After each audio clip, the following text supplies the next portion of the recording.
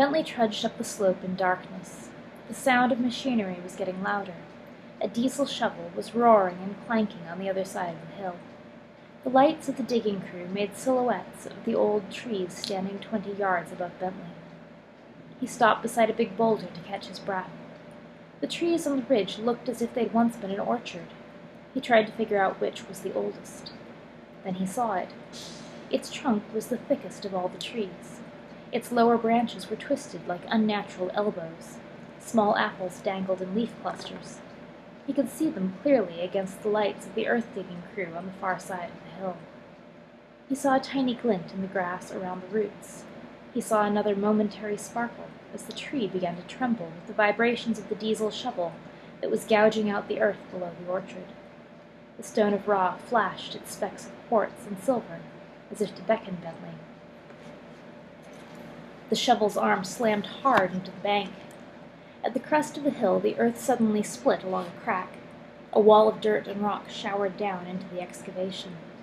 Bentley yelled as the old tree began to sway and shake. Apples dropped from its branches. They bounced down the dark slope, hitting trees and caromming off rocks and hummocks. Bentley flung himself away from the boulder. He started running up the hill. He stepped on 2 rolling apples and fell on his stomach with a thump. As he scrambled to his feet, he saw the tree's roots ripping out of the ground. It fell away from him as another slice of the cliff caved in. Breathless again, Bentley dashed up the last 10 yards and dropped on his hands and knees. Below him there was a wide semicircular pit where the other half of the hill had been. He looked down into the lights. 2 trucks were parked in the middle of the pit. The yellow-bodied diesel shovel was directly below him, its steel arm and bucket thrust and gouged into the loose earth.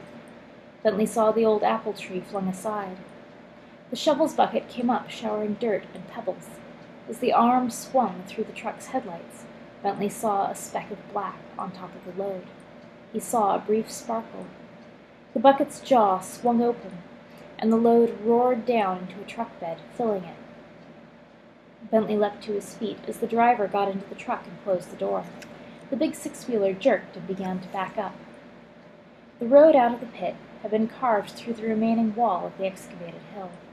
Bentley dashed across the old orchard at the top. He jumped over fallen logs and bushes. The truck was driving slowly toward the exit road. Bentley ran, limping, down the slanting rim. He got to the opening just as the truck was lurching through, its headlights swinging across the thickets. Bentley's body trembled as he waited for the precise moment. He looked down at the roof of the passing below him. He counted to 3 as the load of dirt rolled through the split in the hill. He jumped. Charlie Phoebe crouched in the shadows, holding the shotgun. 20 feet across the stone yard, a mound of earth rose against the stars.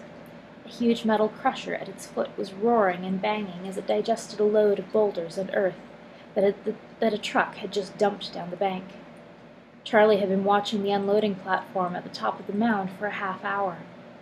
3 trucks had backed up and poured their contents down the hopper of the machine. All around him, Charlie heard the rattle and grinding of the secondary stone crushers that chopped gravel into uniform sizes. Rock was carried on moving belts up to framework towers and tipped into the crushers below.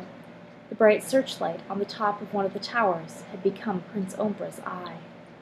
The eye cast its overlord's beam across the evening, and the 5th brain, the sorcerer, spun enchantments for Charlie Phoebe. Charlie saw the high mound of earth and the first crusher bellowing and shaking below it. His mind saw a bed of diamonds, gold, and rubies that sparkled like the splattered blood of a murdered boy.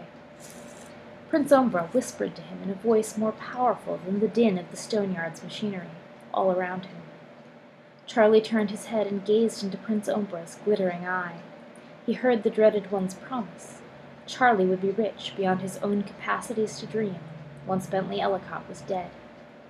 Charlie nodded and turned his gaze back to the top of the mound, where another truck was due. McGraw cursed. He pumped the brakes. The cruiser spun as its speedometer needle dropped from 70 to 55. In the headlight's beam, the Tysonville road disappeared in a swirl of dust. McGraw twisted the steering wheel. "Empson's Stoneworks," he grunted. "He might have gone in there." The dust drifted off. McGraw bore down on the accelerator, and the cruiser headed back through the darkness from which it had come. "There's two entrances," Dick said. "The main one, and the one where the trucks go up." The rest of his sentence was drowned out as a dump truck came around the bend, its headlights breaking into McGraw's eyes. The truck thundered past them. Dick looked back after it. "Dumb bastard's going too fast. McGraw, hold it!" He wrenched his body around. "I saw him," Dick shouted. "I saw the Ellicott kid on top of that load." McGraw cursed again and hit the brakes again. The cruiser turned completely around twice in a plume of dust. Tree trunks appeared directly in front of McGraw, and some colossal miscalculation made him stamp on the accelerator instead of the brakes. The police car jounced hard as it shot across the ditch. McGraw felt the violent impact and saw cracks flashing in a dense spiderweb pattern on the windshield as his belly and chest slammed into the steering wheel. And from the corner of his eye he saw Dick hurtle as far forward as his seatbelt would let him go. McGraw pushed himself back against the seat. Dick was unbuckling his belt. "If one more thing happens to you tonight, you're going to be dead, McGraw." "Shouldn't wonder," McGraw muttered. He leaned on the door handle. The door groaned as he pushed his weight against it. It gave with a screech of twisted metal. He got out and of the tilted cruiser. Its grill was folded around a tree trunk. The hood was sprung, gaping like the mouth of a creature whose heart had stopped in the middle of a death cry. Steam floated across the one headlight still shining. McGraw pushed through the brush, jumped over the ditch, and lumbered down the road with Dick following him.